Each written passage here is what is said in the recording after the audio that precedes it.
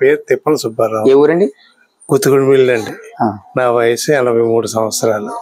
మా ఆడవాళ్ళ వయసు 76 సంవత్సరాలు. అయితే ఇక్కడ పథకాలు చాలా మందికి లబ్ధి పొందారు. దీనివల్ల ఎవరు పాడు చేయలేదు, ఆర్థికంగా బలపడ్డారు. సామాన్యుడు బలపడ్డాడు. ఇవాళ ఒకప్పుడు ఇంట్లో కుటుంబంలో ఒక 5,000 రూపాయలు ఖర్చు తగిలితే గప్పుకుని పెద్దవాడి దగ్గరికి వెళ్ళి చేపూర్తి చేసే పరిస్థితి నుంచి ఇవాళ సొంతంగా ఇంట్లో ఒక 1000 రూపాయల అవకాశం నిలబడే అవకాశం వచ్చింది. కానీ జగన్మోహన్ రెడ్డి గారు తీసుకున్న నిర్ణయం ఏంటంటే గొప్ప నిర్ణయం. పార్టీ వ్యవస్థ చూడకుండా, రాజకీయ వ్యవస్థ చూడకుండా, కులం మతం చూడకుండా అర్హులైన ప్రతి ఒక్కరికి స్కీములు అన్నీ అమలు జరిపారు. అది మెయిన్, అందులో ఉన్న మెయిన్ పాయింట్ అదనమాట అండి. వాళ్ళు జన్మభూమి కమిటీలు పెట్టి జన్మభూమి కమిటీల ద్వారా ఇబ్బంది పెట్టారు. నాకు అప్పటికి 9 సంవత్సరాల పాటు పింఛన్ వస్తుంటే నా పింఛన్ 1000 రూపాయలు చేసినట్టు చంద్రబాబు నాయుడు రద్దు చేసాడు.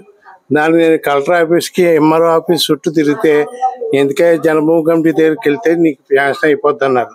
అయినా నేను వెళ్ళలేదు.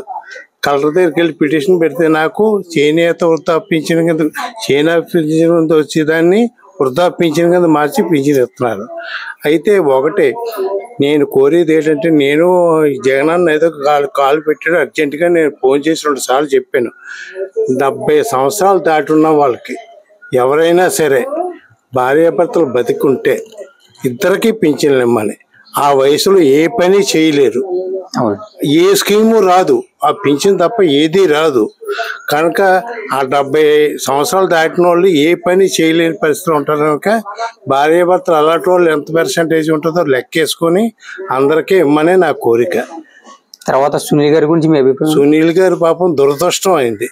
ఫస్ట్ వైఎస్ఆర్సీపీ నుంచి పోటీ చేశారు. రమారమి 2800 ఓట్ల తేడాలో ఓడిపోయారు. చాలా దురదృష్టం. ఫస్ట్ అవ్వాలి.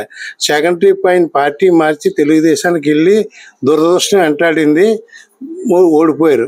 మళ్ళీ 3వసారి ఇప్పుడు వచ్చారు. అయితే ఒక నమ్ముకొని ఉన్నారు ఆయన. మొత్తం మీద ఆ నియోజకవర్గానికి నమ్ముకొని కంట్రోల్ ఉన్నారు కనుక ఈవేళ కంపల్సరీగా 90% అనుమానం లేదు ఆయన నెగ్గనాకి. నీకు పవన్ కళ్యాణ్ ఏదో మాట్లాడతాడు, 4 నెలలు షూటింగ్ చేసుకుంటాడు, వారం 10 రోజులు జనంలో వస్తాడు, ఎవరు లైకింగ్ చేయరండి. ఇప్పుడు సునీల్ గారు కాకినాడ పెట్టగా కాకినాడకి ఏదో చేయాలని అనుకుంటున్నారు. ఏమి చేయరబ్బా, చేస్తారండి. జగన్మోహన్ రెడ్డి గారి బాధ్యత ఇది. సునీల్ గారి బాధ్యత ఏం కాదు. జగన్మోహన్ రెడ్డి గారు హామీ ఇచ్చింది అమలు జరుపుతున్నారు. అంటే ఇప్పుడు కాకినాడకే సునీల్ గారు పోటీ చేస్తున్నారు కదా, మొన్న ఒకటి విడుదల చేశారు మేనిఫెస్టో. అంటే జగన్ గారిది కాకుండా 400 గ్రామాలు ఉన్నాయి కాకినాడ జిల్లాలో. 400 గ్రామాలకి ఒక్కొక్క గ్రామానికి 1 కోటి రూపాయలు చెప్పిన తన సొంత డబ్బులు ఇచ్చి గ్రామాన్ని అభివృద్ధి పెడుతున్నారు సునీల్ గారు. అది చేస్తారని మీరు నమ్ముతున్నారా? నమ్మకం ఉందండి. ఆయనకి పెద్ద లెక్క కాదు. ఆయనకున్న అవకాశాన్ని బట్టి వేళ అమలు జరపడం 1000 కోట్లనే పెద్ద క్వశ్చన్ ఏం కాదు. ఆయన అమలు జరిపే శక్తి ఉన్న తర్వాత తనకున్న కంపెనీలో కంపెనీ మన చుట్టుపక్కల ఒకటి పెట్టి యువతకి జాబ్లు ఇస్తాను కూడా చెప్పారు. ఇచ్చారు. ఎన్టీపీసీ కూడా ఆయనే తీసుకున్నారు. అందులో మా మనవడు పనిచేస్తున్నాడు. కారణం ఏంటంటే జగన్మోహన్ రెడ్డి గారి మీద నమ్మకం ఏంటంటే, శ్రీకాకుళంలో ఈ కిడ్నీ బాధితులకి 10,000 రూపాయలు పింఛన్ ఇచ్చాడు. అలాంటిది అక్కడ 1000 కోట్లు 10,800 కోట్లు ఖర్చు పెట్టి డయాలసిస్ హాస్పిటల్ కట్టించి అక్కడ ఉచితంగా అమలు జరుపుతున్నాడు. కనుక ఇది పెద్ద క్వశ్చన్ కాదు. 2% ఉండొచ్చు. కంపల్సరీ ఇద్దరికి ఇమ్మనే. ఎవరైనా సరే 70 సంవత్సరాలు దాటిన వాళ్ళు ఏ పని చేయలేరు.